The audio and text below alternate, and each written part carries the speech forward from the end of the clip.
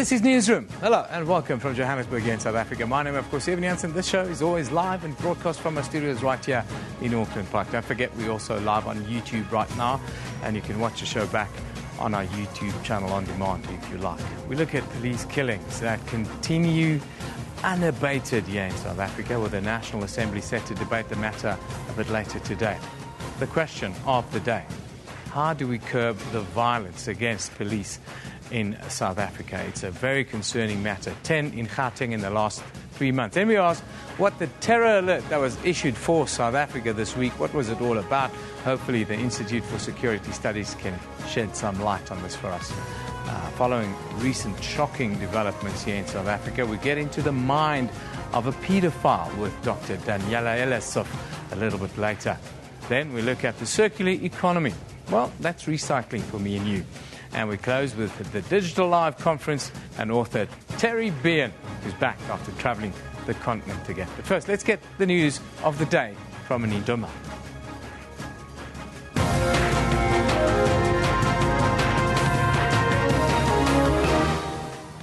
Good morning, I'm Nindoma. Let's take a look at the stories making headlines today.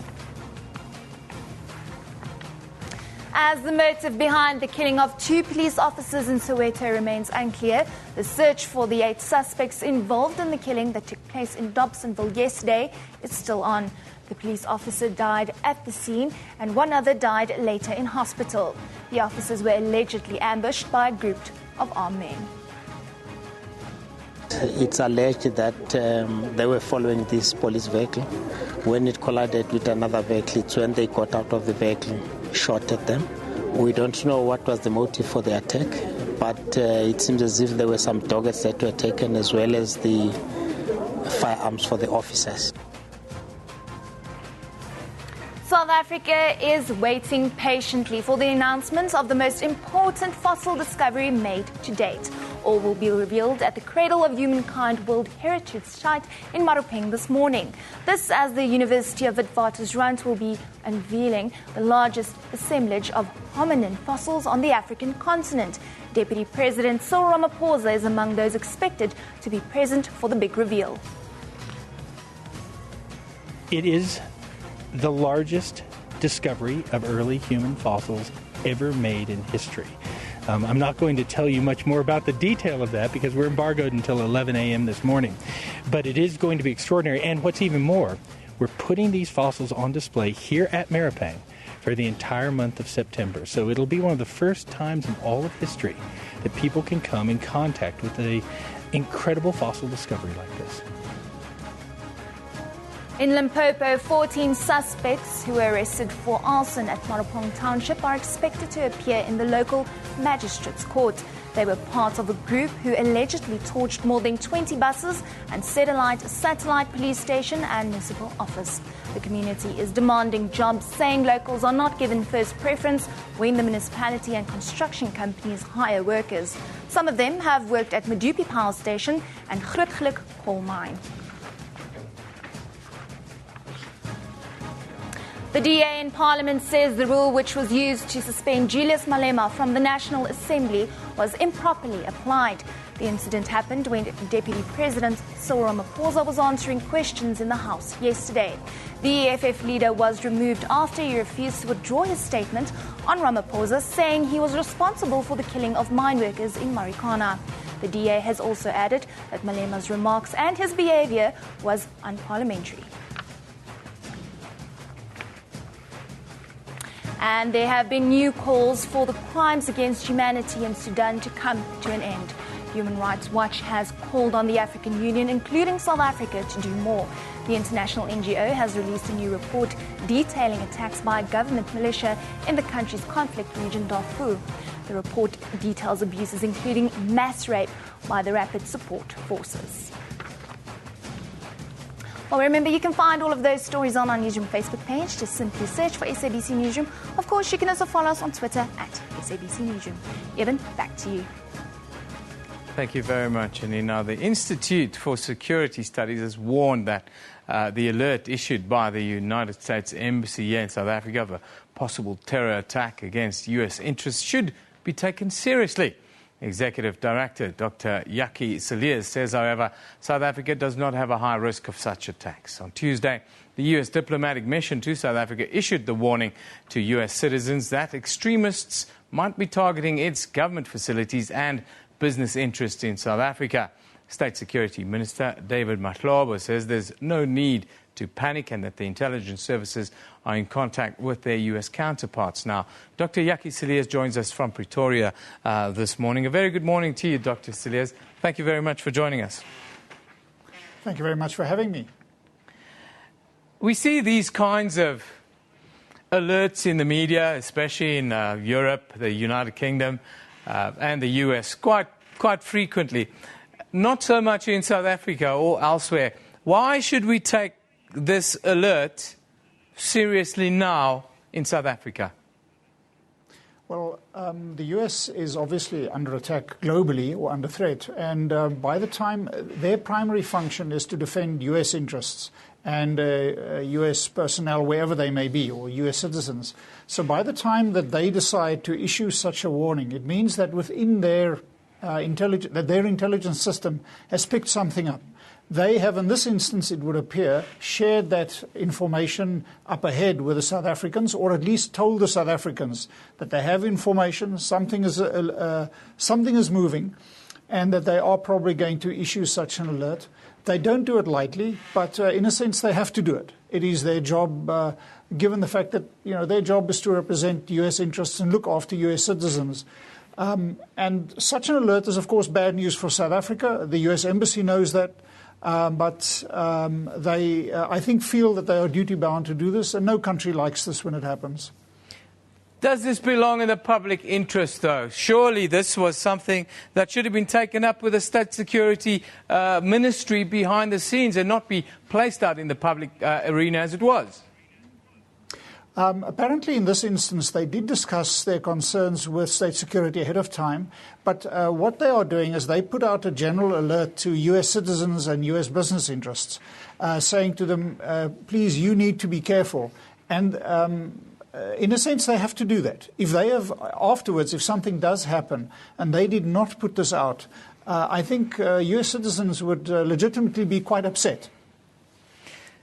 The State Security Minister, now this for the public, said that nobody should panic. What's your reaction to that?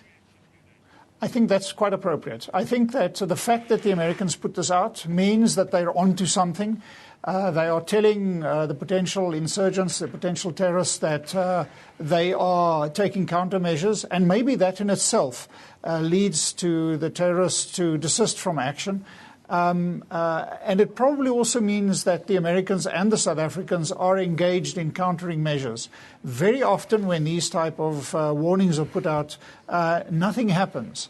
And I think in this instance, one needs to be a little bit more vigilant, but still the risk that you and I have of being victims to terrorism are very low. Do you see the irony in the fact that this happens in the same week as the commemoration or the anniversary of the 9/11 attacks?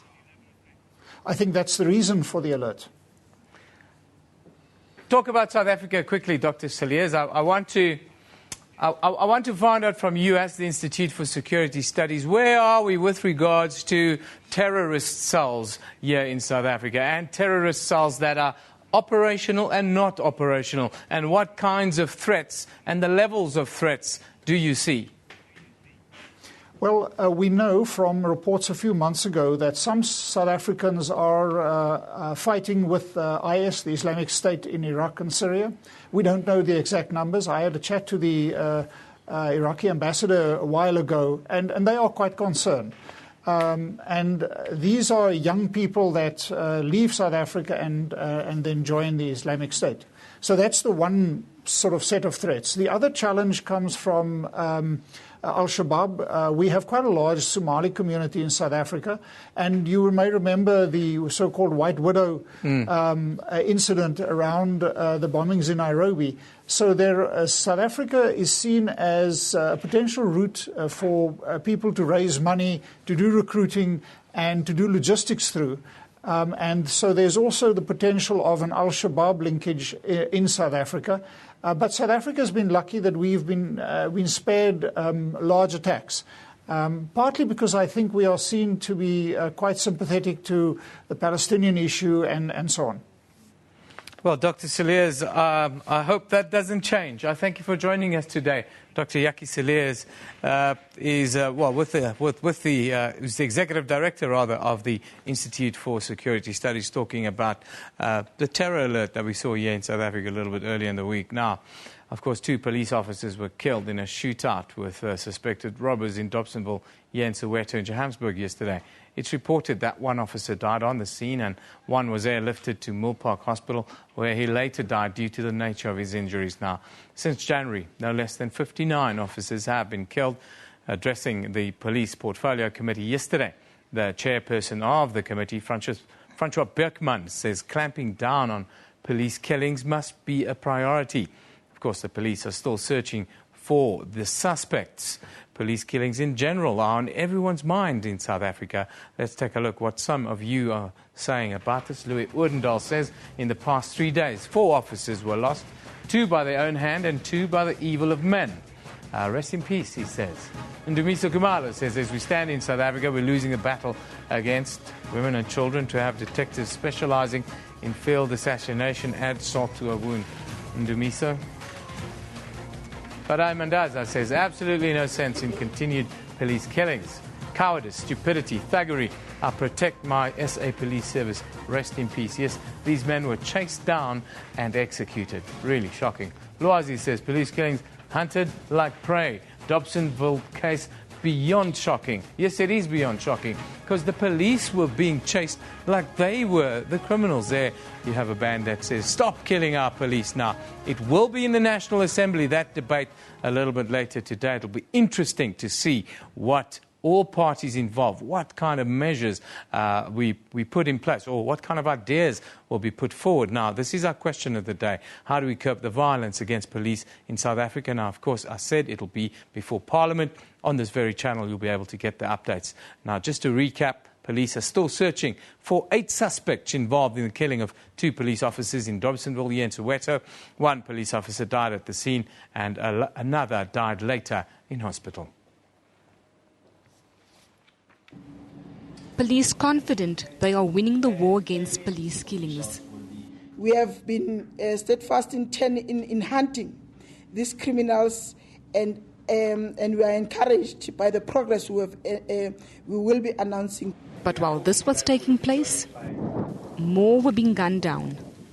Police combing the scene for clues. This after 8 gunmen opened fire. The first deceased, a warrant officer. The second, a detective. It's alleged that they were following this police vehicle. When it collided with another vehicle, it's when they got out of the vehicle, shot at them. We don't know what was the motive for the attack, but it seems as if there were some targets that were taken, as well as the firearms for the officers. The 2 are working at the Family Violence and Child Protection units.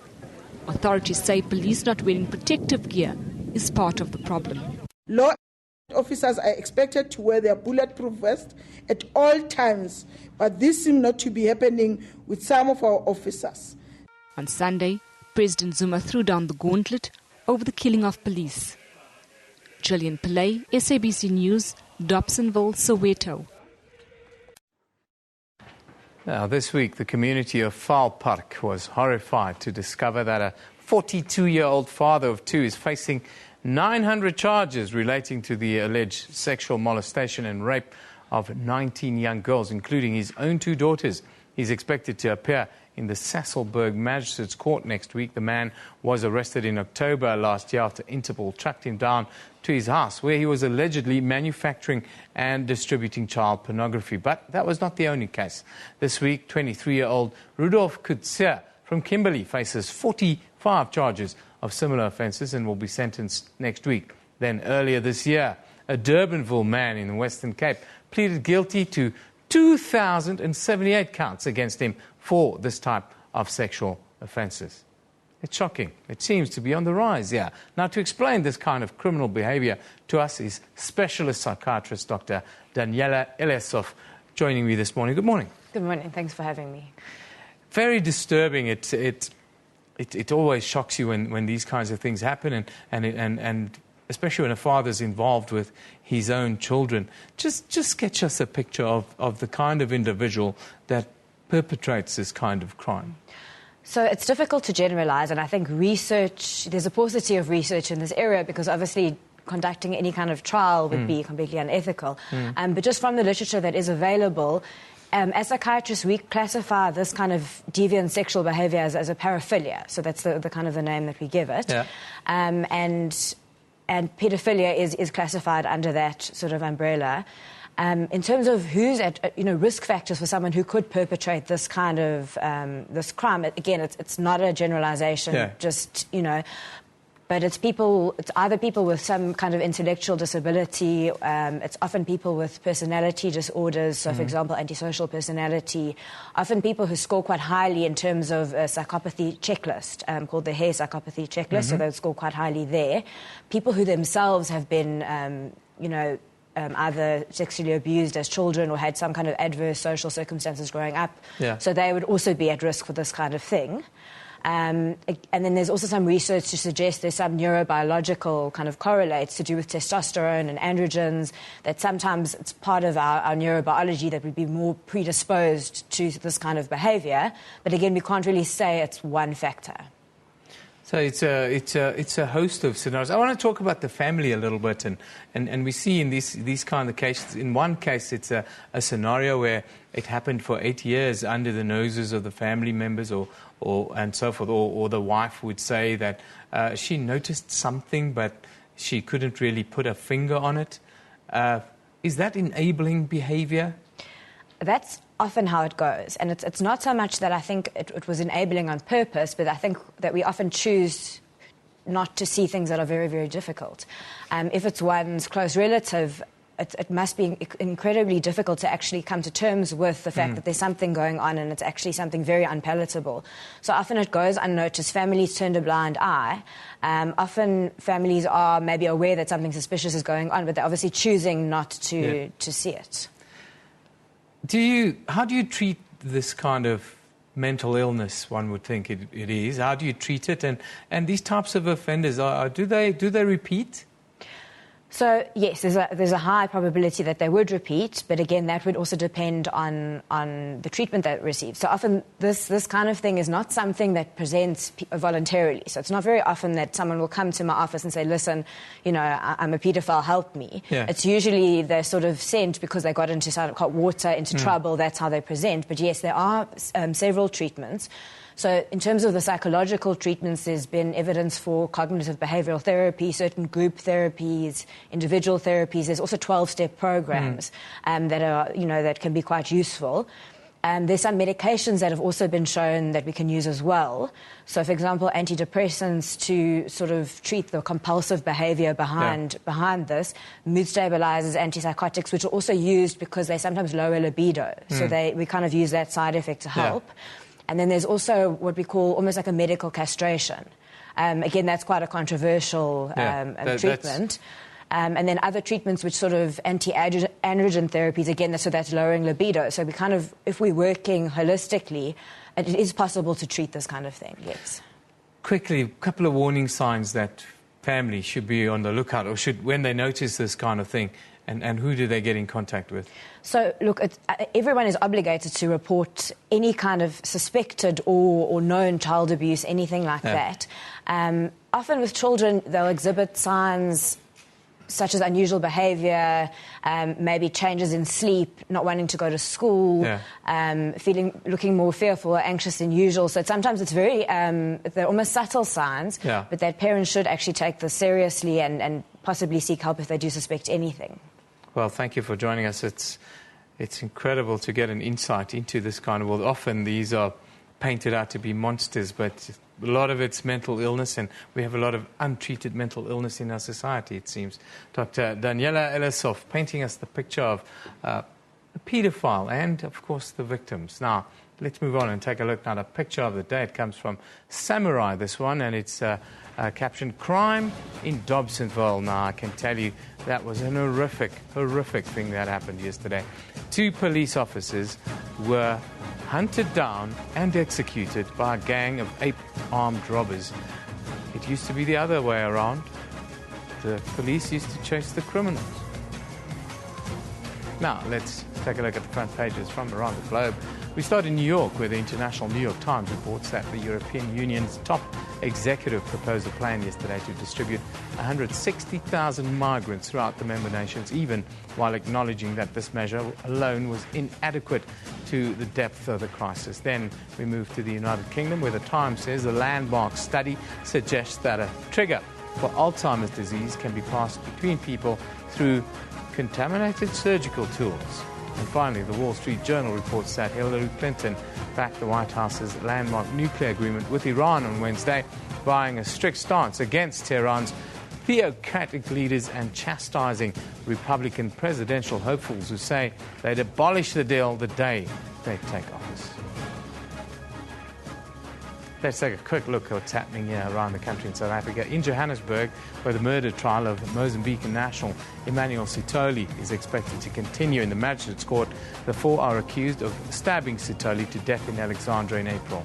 Then in Pretoria, a fraud case against a researcher, Dr. Stoyan Stoichev, a Bulgarian national, is expected to continue at the Magistrates Court. Stoichev is facing 900 fraud charges after allegedly cloning number plates to avoid Sanral's e-tolls payments between Johannesburg and Pretoria between March and October of last year. He's out on 10,000 rand bail. Interesting little story. Time for us to take a break. You're watching Newsroom here on SABC News.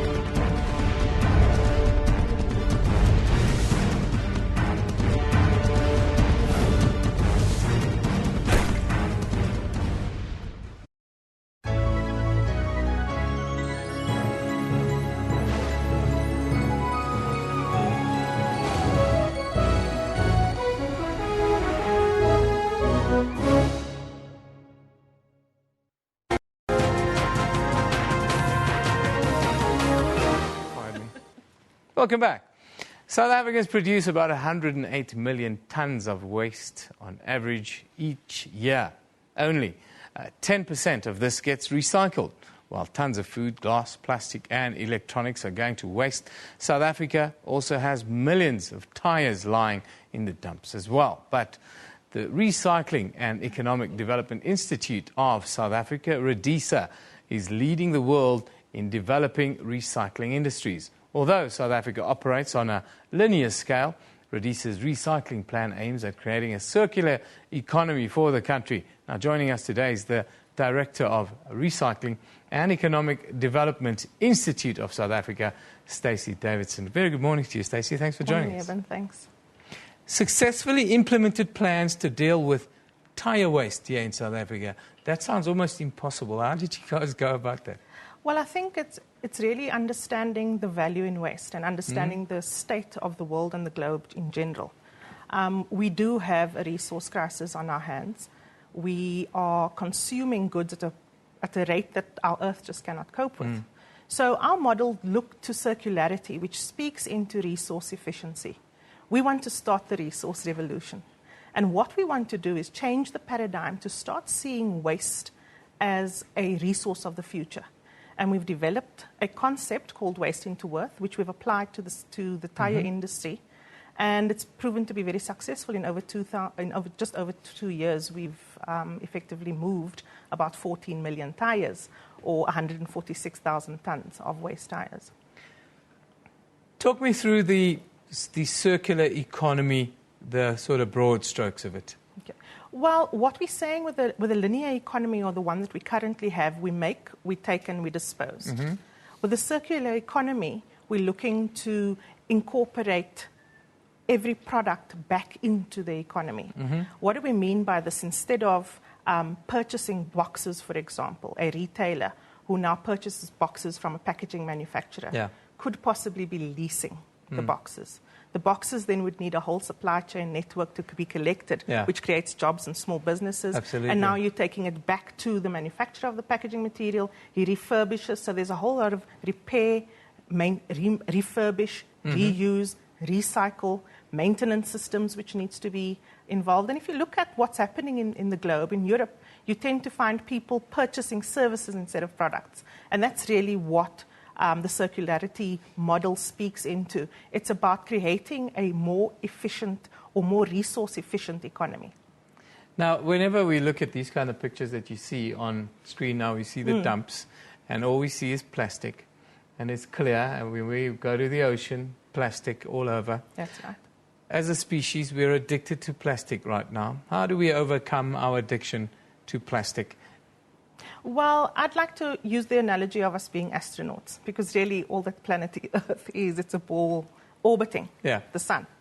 And when NASA embarks on a journey, they look at processes to refine all of their waste back into the system. So if you were an astronaut and you were going to the toilet, you knew that that would be your drinking water the next day.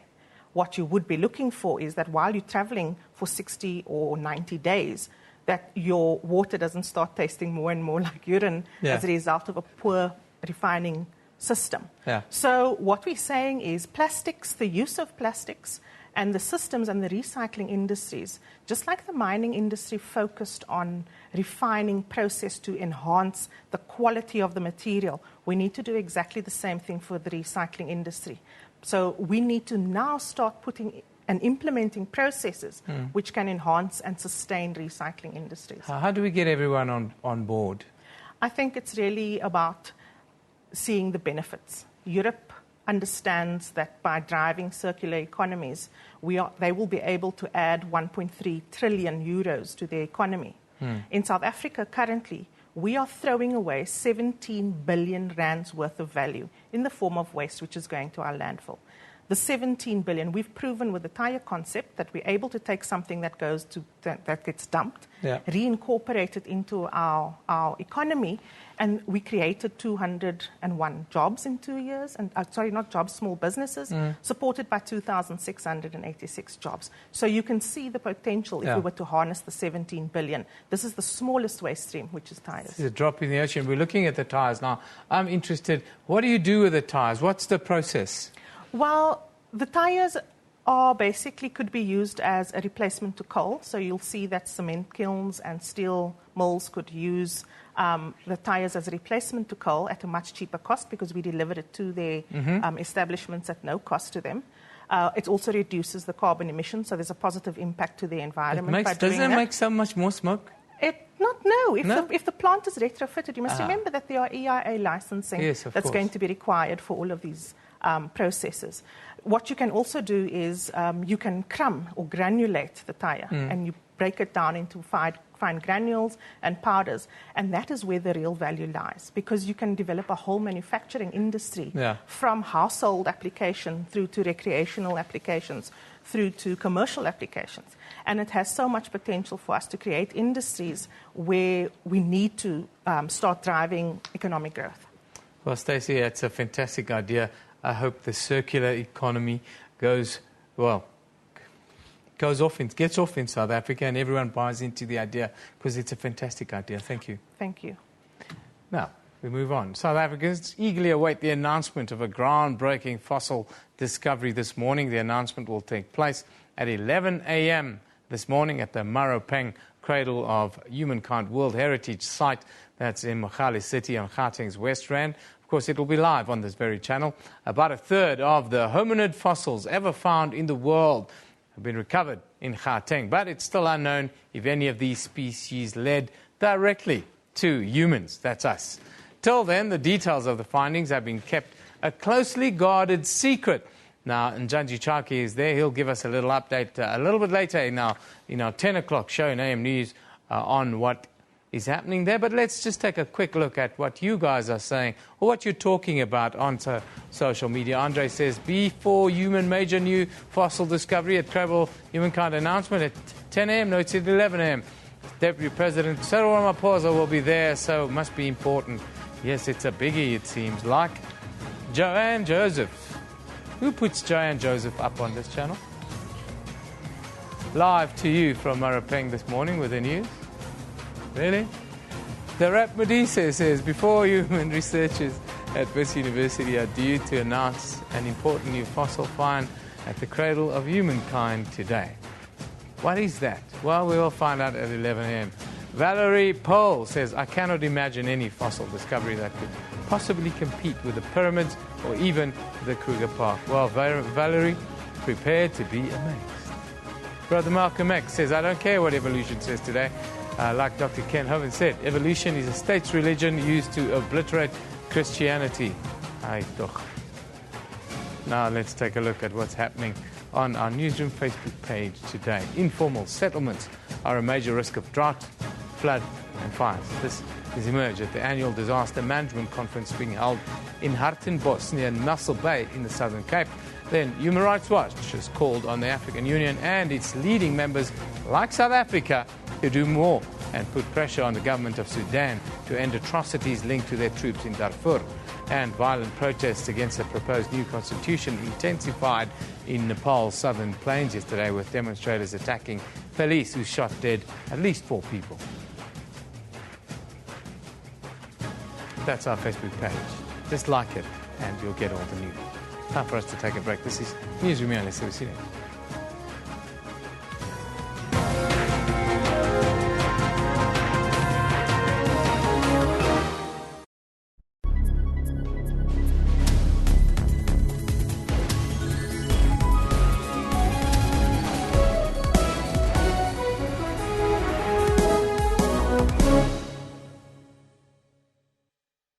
Several thousand migrants are adrift in boats in Southeast Asian seas. The refugees have been abandoned at sea by human smugglers with little food and water. The UN has appealed to the governments of Thailand, Indonesia and Malaysia to act quickly to avert a massive humanitarian crisis. Leaders will meet in Dar es Salaam on Wednesday to discuss the political crisis in Burundi. At least 19 people have been killed and more than 200 wounded during violent protests against President Nkurunziza's bid for a third term. Primetime News, daily at 6 p.m.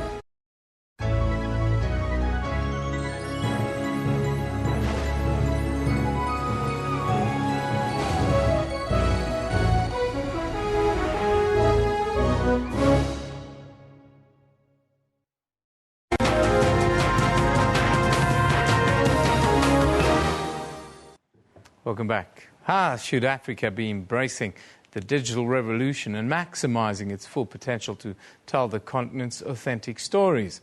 Well, that was the focus of this year's Digital Edge Live, which took place at the Sandton Convention Centre. Yesterday, South Africa's leading thinkers in digital storytelling came together to see how we should be using these ever-changing digital platforms to our advantage. Now, if you followed the Digital Edge, that's hashtag Digital Edge 2015 on Twitter, you have already been in the loop, but here to tell us a little bit more, we are joined by Thulani Sibeko, who is the Group Executive of Nedbank's Group Marketing Communications and Corporate Affairs, and by social entrepreneur Luvuyo Mandela. Good morning, guys. Thanks for joining us. Morning. Good morning. Thanks for having us. Digital storytelling, Thulani, tell us, what were some of the key outcomes that you saw at Digital Edge? Yes, it was interesting that we chose to talk about storytelling, a very old art form for humanity. And in a sense, we're going back in order to go forward. And some of the things that came through is that there are principles from storytelling, like connecting emotionally with the audience, that we can take into this digital world. 2, to recognize that in this day and age, we no longer as brands only talk on our own, but customers want to engage, so to have space that there is a dialogue to ensure that there is both ways, and jointly we own the brands that we're talking about. Yeah, interactivity is the buzzword, isn't it? Everybody has a voice in the new world. It's even changed the way that we work as journalists. Olivia, social entrepreneur. That's a bit of a conundrum, isn't it? Well, the easiest way of telling that story is the fact that myself, I was born in Claremont, a township in Durban, grew up a little bit in the rural areas in the Eastern Cape, and then spent some time in suburbia, then went overseas. So my work is about getting the kids who are still in the township and rural communities, how to get them the information, things like the Digital Edge Conference and the learnings. How do we get them to know about that stuff? Spike Lee was a guest. He was kind of the headliner there this year. It's the 7th year. Tell us about Spike Lee, what he contributed to Digital Edge, but also where Digital Edge, where the conference is now. Yes, it was a treat to have Spike Lee. You know, when you think of storytelling and you consider some of the people who would come, he was a perfect choice because he's a man of many talents. Many people know him as a movie maker and a director. He's an actor. He's an author. He's an advertising executive. So he captured the different dimensions of the storytelling and the digital age. Some of the things that he brought through were particularly about the challenges of starting things and taking them forward. One of the things that was trending is this notion that while there may be so many no's, it will take one yes, so you have to stay at it. But in the context of storytelling, the key highlight is that while we have the new technology, we should not let technology to rule us. We should use the principles that we know to manage technology in a way that will make us more effective as a result of what the technology provides. I want to talk to you about this, but the thing that's kind of perked my interest is collective effort, which is the thing that you believe in, crowdfunding. Tell us about crowdfunding for businesses, and then let's maybe talk about the wider scenario on the continent. Are we seeing enough of it? I think the crowdfunding element is quite interesting because Spike Lee also spoke to that yesterday. A prominent businessman and a person who's known for making films actually took on something from the students in his classroom, who then said, if you're looking to get this piece of work out there, there's a collective effort. And that's also very interesting because you find out before the product is out how many people are interested because they're spending before they see the final product. And what that actually means is that you're getting more people involved in the making of that story, and you're getting more people hands-on testing the product and making sure that it gets out there to the market that it's meant to service. Have we all become storytellers in the 21st century? In many ways, we are storytellers, whether we realize it or not. It's just that some are good at doing it more than others. Yes. The reality is that if we, as one speaker said, that we have to be human first before we can communicate effectively through technology. So in many ways, we do tell stories. The challenge is that often we get so obsessed with ourselves that we pretend as if the contribution to the story can only come from us. Whereas what we are encouraging is that in this world of storytelling, there has to be space for different opinions because the content becomes richer and, for that matter, more credible because people like hearing from people like themselves more than they believe brands sometimes. The African story is often painted as a negative story. We often see images of suffering on the continent and war and hunger.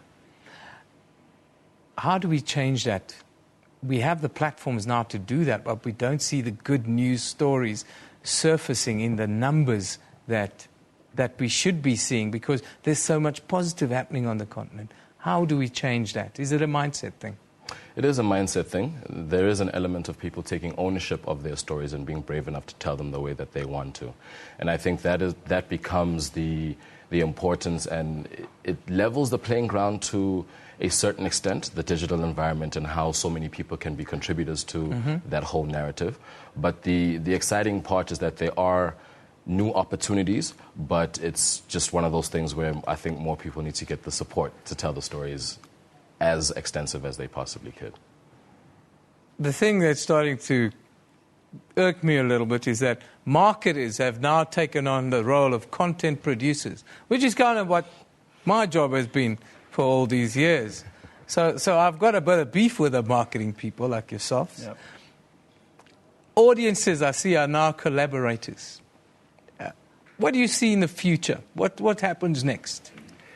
You know, talking and conversations is as natural to humanity as breathing. Mm-hmm. And inherently, that makes content endless. So no need to worry. Your job is safe. We all have something to contribute. And ironically, it's the content that makes people be consistently engaged with brands. And that content is contributed by brands and by people themselves. And it's out of that combination that we can make sure that we engage on things that people are interested in. Because when we shut them out, we think they're interested in what we talk about, and sometimes we might get it wrong. Your message to young Africans who are watching all around the continent. I know you're an ambassador for various organizations and so forth. What would you tell young people today? I think the easiest way of doing it would be in my mother tongue. Be brave enough to say who you are, where you're from, and what is most important to you. Are young people engaged enough? We see a lot of technology, of course, in their lives, but are we engaged enough? Are we active enough? Is there a culture of activism amongst young people, or are we losing that? I think there's a lot of activism. Sometimes we shut it out.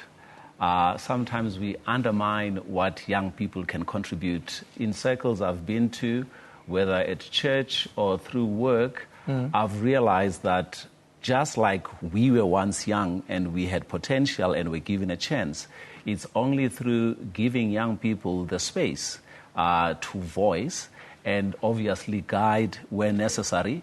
But we have to first have the mindset that says there is something they can bring to the party and invite them to the party. Well, gentlemen, I thank you very much for joining us. Digital Edge Live was another fantastic success, and long may it continue and go from strength to strength.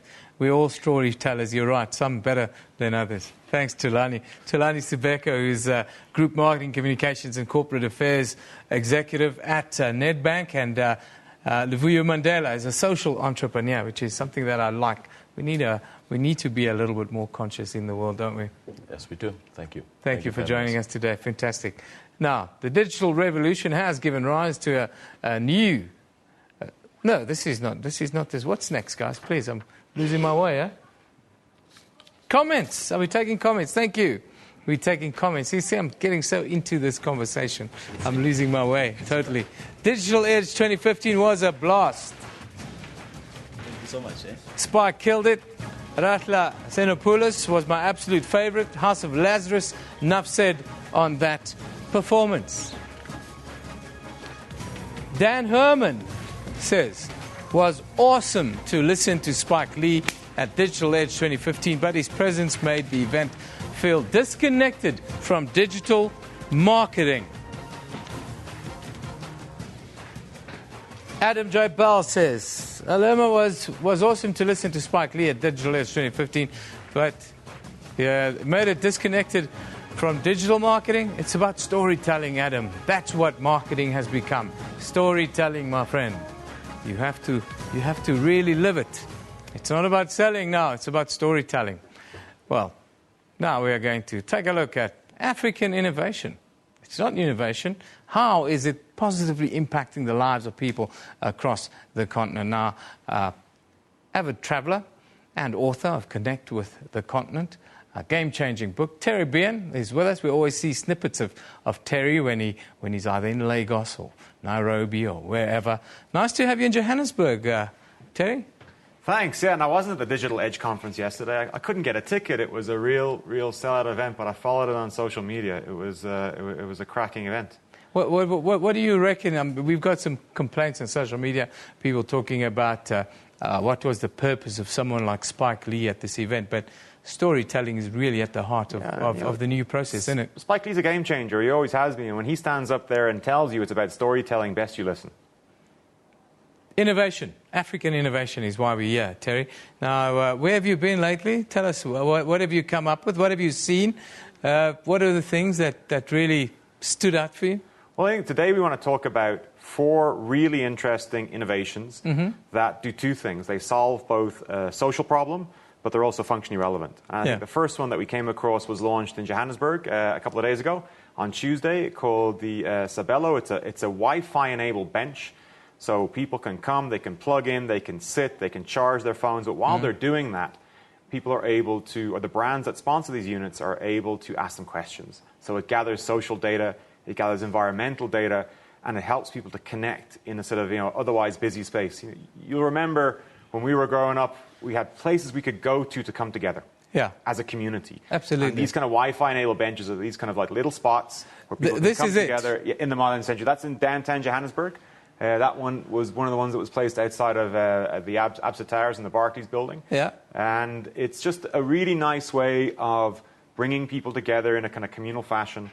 And it is something they're going to roll out across cities all over Africa. And it's easy. I would think it would be pretty easy to roll out across the continent because it's solar powered, it's green, it's very functional. It is, and it was designed by the top industrial design team in the country, Dr. and Mrs. They put together a really nice functional design. They thought about it. It can be rolled out, in an urban area, but also in a rural area. Where maybe you're needing to get people together, but also you're needing to kind of use solar energy to charge your phone on a daily basis. And the cost, we always have to talk money. What does it cost, and how do you see this being rolled out across the continent? Well, I think it's going to be sponsored. So it's going to be sponsored by brands. It's going to be sponsored by municipalities. I think the city of Johannesburg is taking a big interest in this particular one, and they put a couple across the city, just as an experiment. They're looking at rolling out similar units in places like Nigeria and in Ghana, where the same issues exist. Now, what are some of the other things that you've seen? What's this that you've got here with you, Terry? It's very interesting. This is the Little Sun. This was introduced The Little Sun? The Little Sun, given to me by my kids. Okay. It's got a solar panel on the back. It's very much like the bench we just looked at, but in a much more compact version. The Little Sun is, it's one of these sort of designed in Africa for Africa initiatives. It was launched, ironically, in London at the Tate Modern in 2012. They've rolled out about 200,000 units. It's in about 10 countries across the continent. But it's predominantly there to help young people study when the lights go out. Electricity is a problem. Absolutely. It's not just a problem in South Africa, it's a problem everywhere. And when there's either no light available or people are in an informal settlement where they can't access electricity, these kind of little inventions are very, very helpful to help them continue their education later in the evening. And what they've done is they've created a retail solution. What I liked about this is it's an ecosystem. It's not just a product. It's something that people are learning to retail, to sell, to connect with. There's been some really interesting art installations that have been done with this as well. What about in the fields of, say, transport, which is always a massive issue on the continent? Are we seeing fast enough innovation in that space, enough innovation in that space? A little bit. I mean, one of the biggest challenges is our conditions are quite unique and in some instances quite harsh, and we find that the majority of vehicles that we drive were not designed or originated in this part of the world. So these very clever people in East Africa have come up with something called the Mobius. So Mobius is it's a car. It's a vehicle. It's designed with kind of African conditions in mind. Very, very simple design, very rugged, tough tubular steel system, very good suspension, no air conditioning. It doesn't even use glass, it uses plastic. It can be repaired on the side of the road. But it's the kind of vehicle that sort of was designed with local conditions in mind. If we kind of flick through the slides, it's quite, ergonomical, but it's also quite robust. It's quite retro. It is. This is the kind of thing you'll see people kind of wanting to buy in the next couple of years because of its design style. It's beautifully designed. And it really is, put together to say, your vehicles that we're importing from Asia and from Europe are not getting it done in these conditions. You buy a car in Dar es Salaam, you can't take it out in the countryside because it falls apart. So this is designed with that particular solution in mind. It looks mean. I like it. Looks great. Where are you off to next, Terry? Where are you going next? I'm off to Kenya. I'll be going up to Nairobi in the next couple of days. And I think one of the things we found up there recently was a really amazing device called the Brick. Yeah. The Brick is a Wi-Fi-enabled 3G device that was, again, designed for continental conditions. You see, most of the stuff we have in our offices was designed for office blocks in Singapore or air-conditioned offices in London. It's quite fragile. Yeah, this is anything but fragile. This is robust. This is mean. This is tough. You can throw it against the wall. It's not going to break. It's hooked into an MVNO, a sort of virtual network. It works in about 140 countries. And when the power goes down, the brick keeps it going. In fact, next week we're going to be interviewing in Nairobi the team from the iHub that put this all together. Well, I look forward to that. Absolutely. Let's maybe you can shoot something and send it down, and we can have a look at what you do. Terry, thanks as always. Nice to have you with us. Terry will be off in Kenya next, and he's sending us some contributions from there, I'm sure. That's where we leave it today. Newsroom, as always, broadcast live, and it's from our studios here in Auckland Park, Johannesburg, weekday mornings between 9 and 10 a.m. We also, of course, stream live on YouTube at that time with the show available on demand on our YouTube channel. This is SABC News. You have been watching Newsroom. You know we love it in the morning.